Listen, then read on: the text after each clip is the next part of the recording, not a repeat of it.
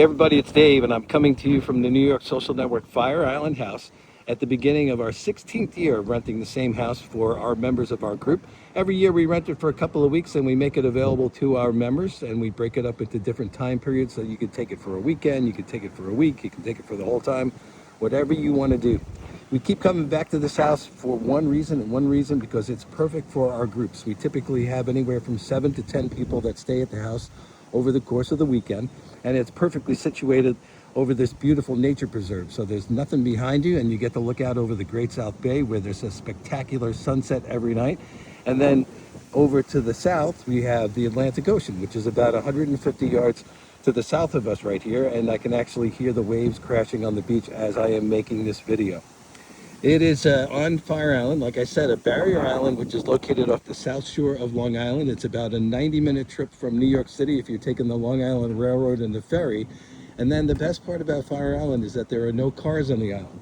So once you get off the ferry, you're either walking to the house, which is only about a 10-minute walk, and then they have several bikes at the house that you can get around. Have a great table outside where you can eat. There's a barbecue if you want to bring your own food to barbecue for the weekend.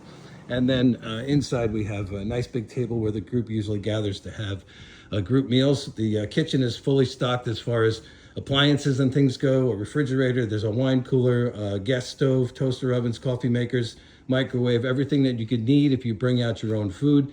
And then a big, beautiful open space for everybody to gather and sit around and then, sometimes watch movies or something interesting that might be going on TV. There are 2.5 bathrooms at the house. There's a half bath up here. Which is easily accessible by the folks that are up here. And then there are 2 full baths on the bedroom level, which we'll head to right now. It is a great place to sit and relax if you want to come out and enjoy yourself. There are 5 bedrooms each. This one has 2 twin beds. Here's one of the full bathrooms here. We have another room here that opens out onto the deck with 2 more twin beds. Here's one of our single rooms. This has a full-size bed, and again, the doors open up out onto the back deck of the lower deck. Over here, we have 2 more twin-size beds, the second full-size bath, and then the final room, which has a queen-size bed, which opens out onto the lower deck. And the lower deck is another place where you can come, read a book, enjoy relaxing. They have a washer and dryer behind here, so if you're coming out for an extended stay and you want to be able to wash your clothes, you can do that. And then every day when you come back from the beach, you can hop in to the shower. As a matter of fact, most people actually use the outdoor shower because it's just really nice to grab a shower and look out over the nature preserve that's out back there. So Kismet is one of several towns on Fire Island. Just like Manhattan, there's different neighborhoods. So the Upper West Side, the Upper East Side, Chelsea, the Lower East Side. Every neighborhood has its own flavor. Kismet is kind of like a sleepy town. There are other towns like Ocean Beach that are more like the touristy areas with the shops and restaurants. And then other towns that have more crazy nightlife if you're looking for that. But realistically, Kismet is just basically people who come out. Most of the people that have houses here are people that stay here during the summertime. There aren't too many share houses, so it's not like a party town. It's more of a come out and relax type of place to go to. There are 2 restaurants in town, which is about a 10-minute walk from the house. There are several bicycles that you use to get around, bike up and down the island, and then there are beach umbrellas and beach chairs that you can use on the beach.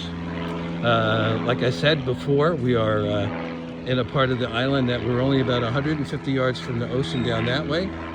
And then we are 4 houses away from the Great South Bay. And you can swim in the ocean, you can swim in the Great South Bay, depending on what you like to do. So if you are thinking about coming out to enjoy something that's really relaxing, a great house for groups. Most of the people that come out to our gatherings are people who travel solo. We've been doing it for 16 years. We have many people that come every year. Necessarily, they don't come at the same time. They don't necessarily know each other. So when people come out, when you first get here, you're basically hanging out with people, all who are from the New York Social Network, and then get to know each other over the course of the weekend. And then during the course of the weekend, we have, or the week, we have different activities that we suggest that you do if you want to go to a restaurant as a group, or go to the beach as a group, or walk over to the lighthouse. There's lots of things to do, and then there's also a lot of things to not do, except relax and read a book and enjoy the beautiful serenity that affords to you by Fire Island. If you have a question about any of our trips, any of our events, you can go to NewYorkSocialNetwork.com. My phone number and my email are on there, and I'm happy to give you a full description of what you can expect if you decide to join us. I hope to see you at Fire Island sometime soon.